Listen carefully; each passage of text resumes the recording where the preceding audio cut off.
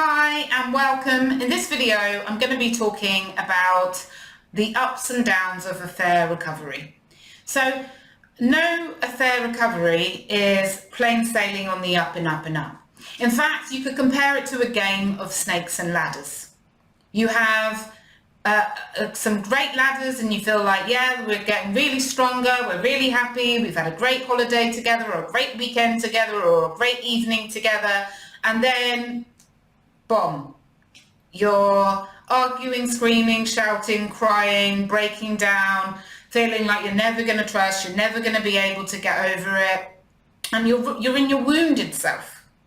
And this is natural. And it's really like a game of snakes and ladders, because there's going to be some ladders and you're going to be up and up, and then all of a sudden you're going to slip down this horrible snake, and you're going to feel maybe in that time like, oh God, it's overwhelming, I can't do this.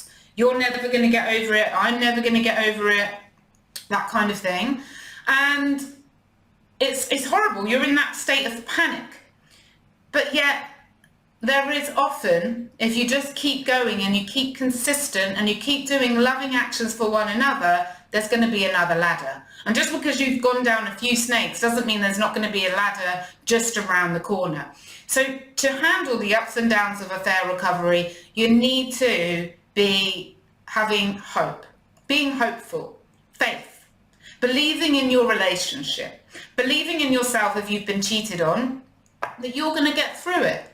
Believing if you're the person that's cheated, that your partner is going to be able to heal, that you are going to be able to help them, that the relationship is going to survive it. Your belief, your faith, your hope is so important. So having that hope, having that belief that your relationship is strong, that your relationship is getting stronger, that you're doing everything you can to really build a stronger, loving, more intimate, emotionally intimate, physically intimate relationship is key. And those consistent actions to rebuild trust, because it's actions that rebuild trust, not words. It's what you do for each other together that is going to build that loving, strong connection. So focusing on progress, not perfection, taking consistent action, making time for each other, giving each other affection, love, attention is the steps to healing. And as long as you're doing that, you're going to be able to get through those dips, because sometimes things happen. Maybe it's a trigger of you see your partner looking at something. Maybe the trigger is your partner's on their phone. Maybe the trigger is your partner's told a white lie about something completely different and it's triggered you. Being triggered is normal, and get some help if the triggers are overwhelming. I do a lot of trauma trigger recovery. It only takes 1 or 2 sessions, and it's very healing, because sometimes our body goes into the default trauma, fear, shaking, panic.